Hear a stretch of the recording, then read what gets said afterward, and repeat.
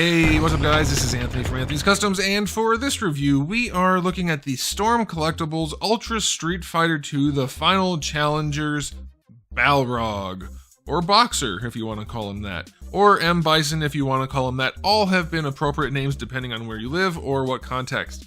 But here in the US we call him BALROG if we're not in the fighting game or fighting tournament scene. So, this one, it's a pretty cool figure. There's a lot to like about it, like a whole bunch. There's also a few things that I don't care as much for, but this is a strong release, so you're going to want to stick around to see all that goodness. So let's go ahead and get him off the stand and take a closer look. This guy stands just about 8 inches tall, which is going to make him pretty close to, we'll call it 20.5 centimeters. Here he is up against Darwin.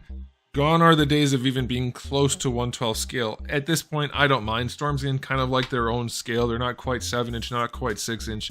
It's whatever. Eventually, once we get a few more of the original World Warriors knocked out, I'm going to just do a video with all of them so you can see the scaling across, and that should be good. But yeah, it's bigger now than it probably should be. That's what she said, but not to me. Okay, so real quick, just in case you guys aren't aware, Big Bad Toy Store is the exclusive online retailer for Storm Collectibles in the US, so make sure if you're trying to get some, that's where you're looking, because that's where you're going to find them. There is a link in the description below. Real quick guys, before we get into the rest of the review, I want to talk about the sponsor of today's video, which is Into the AM. They are the graphic t-shirt people. They make wonderful graphic tees, but we're talking about them today because they're having a 25% off sale for Memorial Day. It's running from the 26th through the 30th. There will be a link in the description below. You can check it out. I definitely recommend you at least try one of the shirts. Find a design you like and order it while they're on sale. See if you like it. I can't guarantee it, but if I could, I would. I bet you will like it. I have never owned better graphic tees, and everybody I know who has purchased these tees, whether it's you guys out there or people I know in real life, they all have the same opinion I have. These are the best shirts. The material is wonderful, the print is wonderful, the fit is perfect. If you want the shirt to fit just the way you want a t-shirt to fit, these are the guys you want to buy. Like, I know that's the new trendy thing, but these are the best ones I've ever seen, and then you get the awesome designs on top of it. You can't beat it. They have all kinds of other stuff too if you don't care about graphic tees, but they're really, like, that's the best thing they have, I think. But you can check it out. They have plain tees. You can bundle those, bundle the graphic tees, sign up for the subscription service, check out the hats.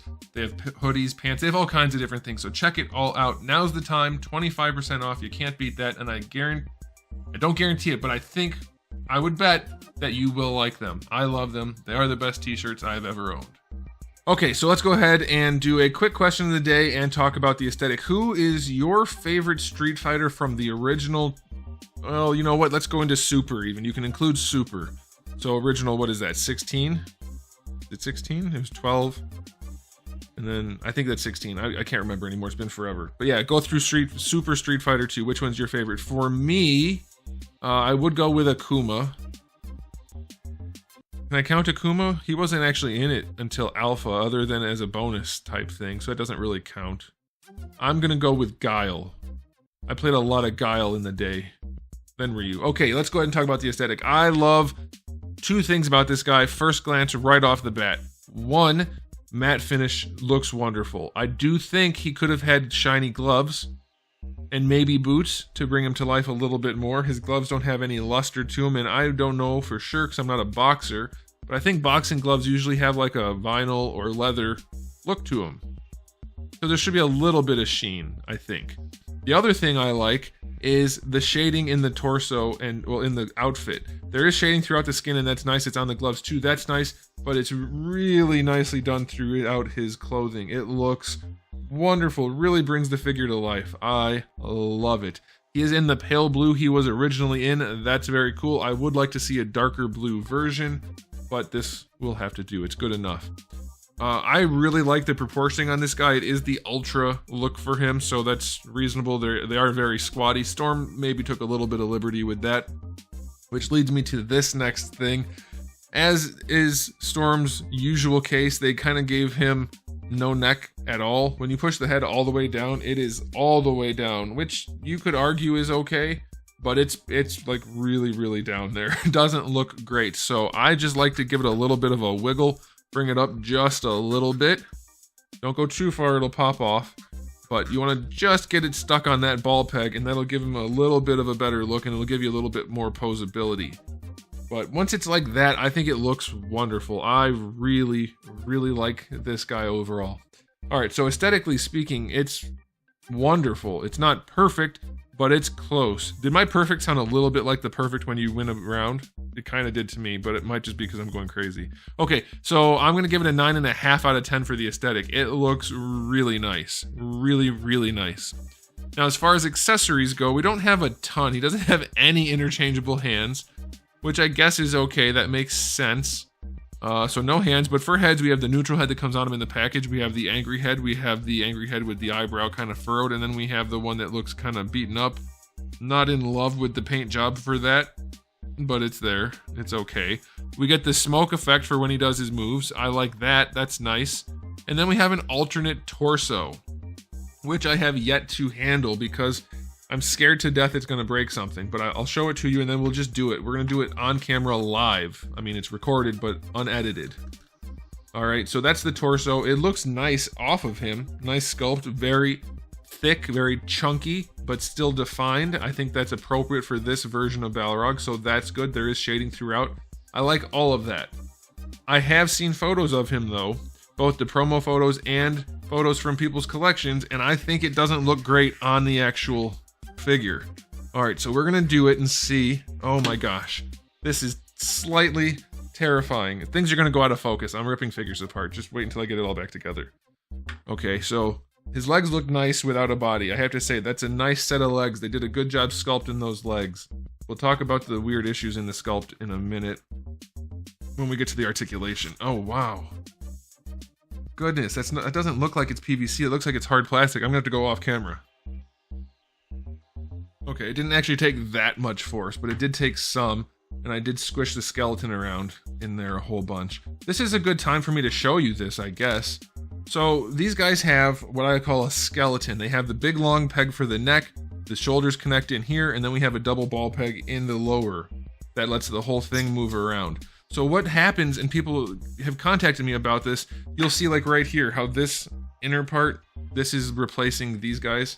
Normally they have these caps in here that look like just more meat, and that's fine. This guy has the sleeves, but yeah, so you see how this side there's more sleeve sticking out, there's more white sleeve. Come on camera, keep up.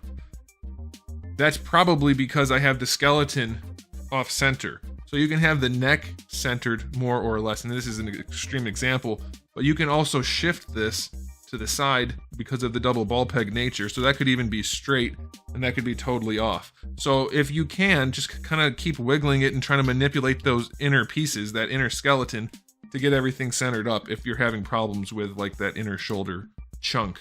All right, so let me put this back on, and then we'll see if we can get him all put together. All right, so yeah, anyway, I saw photos of this in people's collections and in the promo images, and I thought, it doesn't look great. He's a little bit too chonk. Got a little chungus going on there. So let's pop the head on there. We'll seal that in there so that can't come off anymore. And just looking at it right now, he looks too thick. But let's see. I'm scared to death of doing this. M. Bison, remember? Anybody remember M. Bison? Oh my goodness. Oh, okay. There we go. Came out. Wasn't too bad. That's what she said. Wow, for being interchangeable parts, these take an incredible amount of force, and I am never going to display him shirtless. This is for what, his one victory pose, I think he's shirtless? So just looking at it like that, to me, it looks much better with the clothing on. It makes him look a little bit less chungusy, but let's see. I think it's still probably going to look okay in person. Sometimes things don't look as good in photos as they do in person, so let's find out. Okay, so he is still chonky. I think the problem in the photos I've seen, mostly the problem was that his head was all the way down. If you put his head all the way down, it's too low. It looks goofy as hell. You want to get that inner neck peg as straight as you can get it so that it sticks up, and then lift his head up a little bit, and then it doesn't look too bad. He does still have a huge trunk though, a huge torso. but I think you can manipulate it enough to make it look good enough that if you really wanted him to be shirtless for whatever reason, I think it's okay. And it's still a little chunky looking. Too chunky, like unrealistically chunky probably. And it is all distorted right now. But it's not bad. It's a cool accessory to have, and that was a long explanation for an accessory, but what am I supposed to do? So it looks good enough. So I'm going to give him an accessory rating of 9 out of 10. I don't know what else he really needs. So 9 out of 10. That's pretty good for accessories. Now I am going to get him reassembled with his clothes on off camera so you guys don't have to see all that. But you can see it. That's what it looks like. I don't know if it was worth including it personally. I think they could have spent the money on something else, but I'm guessing they couldn't come up with anything else either, so they figured, what the heck. That's what he could have had. If he rips his shirt off for the victory pose, where's the torn shirt? That would have been a cool thing to add. So yeah, I'm going to stick with 9 out of 10. It could have been better if they had the shirt. All right, let me go get him changed. Okay, so let's go ahead and talk about the articulation. Like I mentioned before though, that skeleton is going to be really key to making him look good. Luckily, this guy comes apart fairly easily since you have to pop his head and arms off anyway, and there's got big sockets for the shoulders once you get the floating pieces out. So you can get in there and fix that skeleton part, and it will give him that extra length that he really needs in the neck area to make him look a little bit better. So that'll be good. Okay, so let's talk about the articulation. You already saw what it is technically, so let's see how it is functionally. He can look up about that far. Otherwise, it starts to stretch the body too much and he can't do it anymore. Looking down, he could do it, but his chest is too big. So he's going to be looking down like that, which isn't horrible, but that is what you're going to have to do. And of course, leaning to the side and whatever, he can definitely do that, and that's going to be really helpful for this guy to pose him well. So that's a good thing. They gave him plenty of neck range. For the arms, like I said, you already saw everything, so I don't have to say what it is technically. Plenty of range. What you're going to want to do for this guy to get him in some poses where it looks like his arms are closer to his body, you want to bring them all the way back and down. That's going to bring his arms closer to his torso, because he doesn't have, which we'll talk about now, he doesn't have great range in his elbows. It's still just about 90 degrees, which has been a problem for Storm forever at this point, and I was hoping they'd fix it for him. They really didn't. So if you want to get his arms in tight, you really need to just get that arm on that ball peg as far back as you can, rotate the bicep in, and that's going to get his arms closer to his face. You get a little bit goofy looking. You can see like inside to the white area a little bit too much, but that will get his gloves up close to his face if you want to. So that's good that he can do that. So yeah, he does have the bicep swivel. You already saw the elbow. Technically the wrists have the usual Storm articulation, but since he's got these gloves on, it's kind of pointless. So yeah, it works pretty well despite having the limitations in the elbows and being overly chunky. He can get into some pretty decent boxing poses, so I'm pleased with that. You saw what was inside. I'm going to keep saying that because I'm not used to having showed you guys the guts. But he can lean over really nicely at the top. And then using the bottom torso, it's a little bit more. This starts to crunch, but he can lean over pretty well. Gets weird on the backside, but it does lean. So to move him back, you need to pop this back over. All right, and then leaning back. So he leans backwards really well at the lower torso. It gets gappy, and this is one of the things I said I was going to talk about later in terms of the aesthetic and articulation. I don't like the way they did this. I think instead of having that ridge in there, which he has on the back and on the front, it should have just been like wrinkles sculpted. It wouldn't have looked as much like it's tucked in, but it rarely does anyway. So I think filling this out more would have helped a lot, because as it is, his trunks don't have enough meat to keep up with the torso unless it's in a neutral pose, just like that. And that's the only way it really looks good. And even then it looks a little iffy. So I think, yeah, they should have filled out this part of the torso just a little bit more, and it would have helped the lower torso, the abdomen area. But you do get all the range you could want. Like, it takes a little bit of finagling, but you can get this guy twisty. Like, he can pose pretty well. It's deceptively chunky, or deceptively not chunky. I never know how to use the deceptively thing. Point being, it can pose way better than you will think at first glance. For the hips, I don't know how these work, so let's see. All right, let's go out to the side first. That's good. He's got almost full-on splits, so that's nice. It doesn't look great that he has so much dangle right there, but what are you going to do? All right, and then going forward, No real problem. They made the top part of the trunks so thin that it doesn't get in the way too much. So for any of the main poses he needs to do, he's going to be able to do them. I think, so that's pretty good. I like that. Thigh swivel. It's not the best in the world, but it's there, so that's okay. Double jointed knee. Again, it's not the best in the world, but it's there. I do think the lower legs are too long, probably. Not probably, they are. The lower legs are too long compared to the upper legs, but it's not super noticeable thanks to the boots. So the character design hides that pretty well, and the trunks. You do get a shin swivel on this guy, which is really nice. Ankle range, still really crappy going forward. I don't know why they don't give him more range. I guess it's for the aesthetic, but these are action figures, not statues, so give them the range, please. Going back is fine. Ankle rocker is a little steep, but you do get the boot twist, so that'll give you a really nice ankle rocker that's functional, so I like that. Toe hinge, really, really tight. Nicely placed. Pinless on the outside. Pins on the inside. Decent. Not crazy, but decent. So, articulation on this guy, way better than I initially thought it was going to be. It's all there. Like, he can pose pretty well, other than two things. One, the elbow doesn't come up. It's not as tight of an elbow as I would like it to be. It's just about 90 degrees. That's a bummer. Two, you can't get his legs any closer than that, which isn't a huge deal, but it is a deal. If you wanted to put his legs closer, you can't. For instance, where's the box? Forget about that pose. That's not happening. Not even close. Now, you can really get tricky with it if you want to just turn his hips completely sideways, or not completely, but mostly sideways, and then kind of fake it, but that's not going to look great.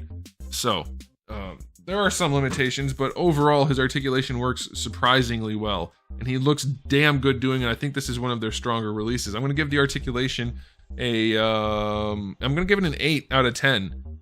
Could be better for sure, but it's up there as one of the better ones. This one goes up there with Sagat, I think, as top tier. So, time for the final verdict on this guy. It ended up being a really long review. It's easily one of their best. I personally love it. I objectively love it. It is great. I'm going to give it a 9.5 out of 10 overall. Easily one of their best, and if you're thinking about getting it, you should. So there it is, guys. Thanks for watching. If you enjoyed the video, please do give it a thumbs up. If you didn't, give it a thumbs down, and if you haven't subscribed, you should. I have new videos almost every single day, and thousands already on the channel, so make sure you come back for all of that. And in the meantime, keep collecting.